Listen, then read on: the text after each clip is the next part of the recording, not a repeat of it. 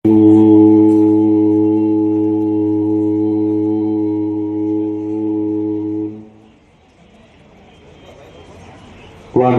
સંપૃક્તો વાગર્થમ પ્રતિપત્તયે જગતઃ પિતરો વંદે પાર્વતી પરમેશ્વરો. કૃષ્ણાય વાસુદેવાય હરયે પરમાત્મને પ્રણત ક્લેશનાશાય ગોવિંદાય નમો નમઃ. નમો ગોપ્ય શ્રીમતીભ્ય સૌરભ્યપી એવ ચ નમો બ્રહ્મસુતાભ્યશ્ચ પવિત્રાભ્યો નમો નમઃ. બોલીએ પંચમુખી હનુમાનજી મહારાજ કી, પરશુરામ ભગવાન કી, પંચમુખી મહાદેવ કી, કૃષ્ણ કનૈયા લાલ કી, સત્ય સનાતન ધર્મ કી, બ્રહ્મ સમાજ કી. નમઃ પાર્વતી પદે હર હર મહાદેવ મહાદેવ મહાદેવ મહાદેવ.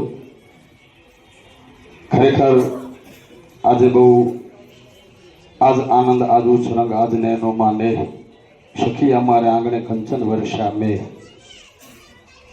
આનંદ એટલા માટે કે બાબુભાઈ કદાચ સંકલ્પ તો આપણો હશે જ, એમાં બેમત નહીં. આપે આની અગાઉ પણ અનેક દાન કર્યા છે. મને ખબર છે કે આપણે ભૂમિના દાન કર્યા છે, આપણે સોનાના દાન કર્યા છે, ગાયોના દાન કર્યા છે.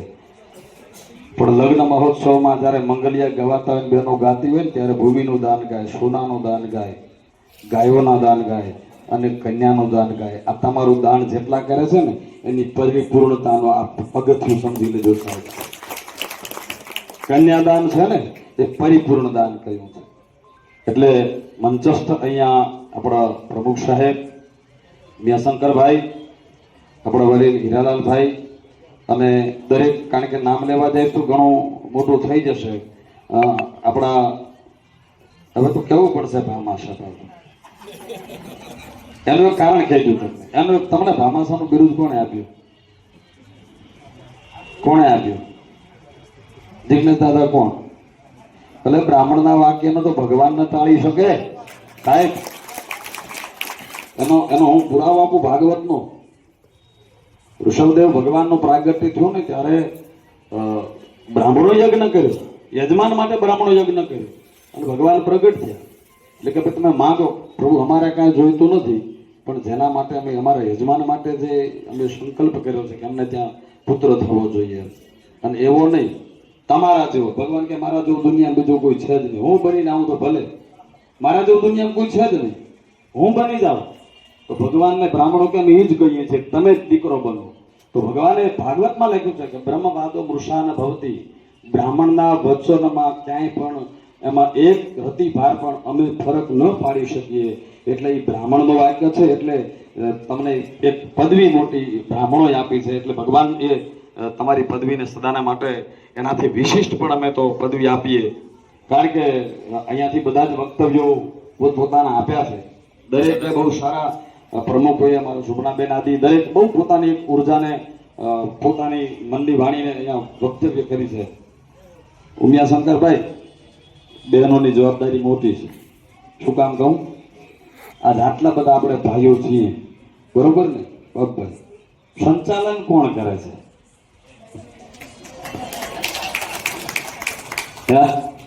કોઈ જોયું બેન સાહેબ?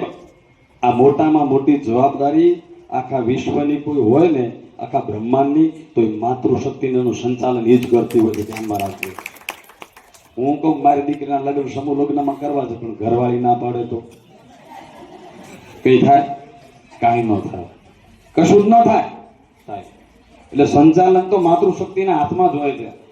આપણે તો નિમિત્ત બનાવે છે, અહીંયા આગળ બેહાડી દીધા છે ને, એ એમની કૃપા કહેવાય. હકીકતથી કહું છું, મજાક નથી કરતો. માતૃશક્તિ એક મોટી શક્તિ છે. બહુ ગીતાબેને બહુ સારી વાત કરી, જીવને નવું જીવન આપવાની જેનામાં શક્તિ છે, બરોબર ને? અને એક વાત હું કહી દઈશ, કારણ કે આમાં જે નામ લખ્યું છે ને, માતૃશ્રી ખીમીબેન ભીમાભાઈ હુંબલ પરિવાર, એટલે કદાચ એ મારી એનો સંકલ્પ જે અધૂરો હશે ને એ ઉપર રહી અને અહીંયા પૂર્ણ કરવા માટે, એમને કદાચ આ સંકલ્પ પૂર્ણ કરવા માટે. અને એ બ્રહ્મ સમાજ માટે સાહેબ વિચાર તો કરો, કેટલો એક ઉચ્ચ વિચાર છે એમનો. અને હું એમ માનીશ કે આ સંકલ્પમાં એક ધનેશ્વર મહારાજ કે અહીંયા જે મંચસ્થ બેઠા છે ને એની જવાબદારી નથી, પણ જેટલા મારા મહાદેવને માનતા હોય ને એની બધાની જવાબદારી છે કે આ સંકલ્પને પરિપૂર્ણ કરવામાં આપણે તન મન ધન સાથે રહી ના સંકલ્પમાં જોડાઈએ. આપણી દરેકની ફરજ બને છે. આ સંકલ્પની સાથે સંકલ્પ આપણો હોવો જોઈએ. આપણે આ કાર્ય કરવા માટે આપણે મહેનત કરવી પડતી હોય છે. જ્યારે ભગવાને એક દાતાને આપણી સામેથી અહીંયા મોકલી દીધા છે તો આપણે તો ખાલી તન અને મન જ આપવાનું, જો ધન દેવા માટે તો દાતા તૈયાર છે. એક સંકલ્પ અમારા ડોક્ટર સાહેબે કહ્યું કે દૂરથી આવતા હોય તો એને ટ્રાન્સપોર્ટેશનનું શું, તો એ સંકલ્પ એમણે કીધું ગમે તેટલે દૂરથી આવે તો ટ્રાન્સપોર્ટેશનની જવાબદારી અમારી છે. તો આનાથી મોટું બીજું જોઈએ શું આપણને? અને ભારતના ખૂણેથી, એમ અહીંયાથી નહીં, કારણ કે અહીંયા તો કચ્છના બેઠા છીએ, પણ અહીંયા જેટલા બેઠા છીએ ને એને મારે એક વાત કહેવી છે. કારણ કે આ પ્રસંગ આપણા આંગણે છે. કોના આંગણે છે? ચાહે ભુજવાળા હોય, ચાહે માંડવીવાળા હોય, ચાહે નખત્રાણાવાળા હોય, ચાહે હાડેશ્વરવાળા, ચાહે બનાસકાંઠા, ચાહે ઉત્તર ગુજરાત કે મધ્ય ગુજરાત હોય કે ચાહે કાઠિયાવાડ હોય, પણ એ બધા જ મહેમાન આપણા થવાના છે. કોના મહેમાન થવાના છે? આપણા થવાના છે. અહીંયા જે બેઠા છીએ ને આ બધાની જવાબદારીમાં વધી જવાની છે. ધ્યાન રાખજો, જેટલા બેઠા છીએ દરેકની જવાબદારી. એમાં પછી ધનેશ્વર મહારાજે આવી ગયા અને દરેકની જવાબદારી આપણા ઉપર પોતપોતાની રીતે. એક આ બેને જવાબદારી લીધી, આ મારી જવાબદારી છે, મારા ચંદ્રિકાબેને જવાબદારી, ગીતાબેને જવાબદારી લીધી. એમ આપણે બધાએ એક એક જવાબદારી લેવા માટે સક્ષમ છીએ. પાછા નથી એમ નહીં. આશીષભાઈ, કોણ સક્ષમ નથી આમાં? ભાવેશભાઈ, બધાએ સક્ષમ છીએ. દરેકે દરેક જવાબદારી લેવામાં સક્ષમ છીએ. એટલે હું એટલું કહી શકીશ ભાઈ, રાયમલ ધામમાં મારી જોડે ક્યાંય પણ જરૂર પડે, હું તો આપણી સાથે જ છું. શંકરભાઈને મારે પહેલા ફોનથી વાત થઈ, કારણ કે હું એ જોડાયેલો છું, સંસ્થાની સાથે જોડાયેલો છું, એટલે મારી ત્યાંની જવાબદારી હોય છે. પણ આ સમૂહ લગ્નમાં મને જ્યાં પણ જે જવાબદારી આપવામાં આવે, રાયમલ ધામ પણ આપણું પોતાનું છે, ત્યાં પણ કાંઈ મહેમાનોની રહેવાની, સાધુ સંતોની કાંઈ પણ બાપભાઈ વ્યવસ્થા કરવી પડે તો અડધી રાતે રાયમલ ધામ તૈયાર છે પાછું બધી જ વ્યવસ્થા કરવા માટે. બરોબર ને? જે જરૂર પડે હા દરેક રીતે તૈયાર જ છીએ. પણ ધન્યવાદ આપવા જોઈએ, કારણ આપણા શાસ્ત્રોમાં કહ્યું છે સત્યસુ જાયતે શુરા શાસ્ત્રેસુ ચ પંડિતો વક્તા દસ શાસ્ત્રેસુ દાતા ભવતી વાનવા. બ્રાહ્મણ છે એટલે શ્લોક બોલ્યા વિના તો ન ચાલે ને ભાઈ, અને શ્લોક બોલવો જ પડે. શ્લોકથી બિરદાવવા જોઈએ સાહેબ. સુરવીર કોઈ 100 વ્યક્તિમાં એક જ સુરવીર હોય, 1000 જણા હોય ને એમાં કોઈ એક જ પંડિત હોય. શ્લોકનો અર્થ એ છે સત્યસુ જાયતે શુરા, 100 માણસોમાં એક જ સુરવીર પ્રગટ થાય. 1000 માણસ હોય ને એમાં એક જ પંડિત પ્રગટ થાય. વક્તા 10 શાસ્ત્રેસુ, 10,000 માણસોમાં કોઈ વ્યવસ્થિત એક જ વક્તા બોલી શકે એવો વક્તા 10,000માં એક જ હોય. પણ દાતા ભવતી વાનવા, એ તો જેના ઉપર ભગવાનની કૃપા થાય ને એ દાતા બની શકે. આ બધા બની શકાય, પણ દાતા બની નથી શકાતું. દાતા તો ભગવાનની કૃપા થાય, પરમાત્માની પિતૃઓની કૃપા થાય, માં ભગવતીની કૃપા થાય ત્યારે આ બની શકાય છે. અને આપણને આવા એક દાતા મળ્યા છે. મારે તો કારણ કે બાબુભાઈનો તો નાતો છે જ, પણ એમના મોટા ભાઈ છે જખાભાઈનો મારો રોજનો નાતો છે પાછો. હા, જખાભાઈ સેવાના કામમાં વધારે છે અને અવારનવાર રાયમલ ધામમાં આશ્રમમાં જોડાયેલા છે. આશ્રમમાં કાંઈ પણ હોય મને કે તમારા બાપુ કાંઈ કામકાજ હોય ને તો મને ફોન કરજો, અડધી રાતે ફોન કરજો સાહેબ. ગમે તે કામ હોય, તનથી મનથી કે ધનથી, અડધી રાતે મને ફોન કરજો. કારણ કે અવારનવાર ત્યાં આવતા જ હોય છે જખાભાઈ. તો સાહેબ આવા દાતાઓ આપણને મળે, એકવાર જોરદાર તાલીઓ હાથ ઊંચા કરીને વધારવા જોઈએ આપણે. અને માં ભગવતીને પ્રાર્થના કરીએ, ભોળિયાનાથને પ્રાર્થના કરીએ, બરોબર ને, કે આવું નવું સત્કર્મ કરવાની એમને તો શક્તિ આપે, પણ એમની પેઢીઓને આવીને આવી શક્તિ આપે એવી પ્રાર્થના કરી આપણે. એમને ને એમની પેઢીઓને આવી શક્તિ મળે કે આવું નવું સત્કર્મ કરતા રહે. કારણ કે બ્રાહ્મણો પ્રત્યે આટલો જે ભાવ રાખે છે એ ધન્યવાદને પાત્ર છે. અને રાખે શું કામ ન રાખે સાહેબ?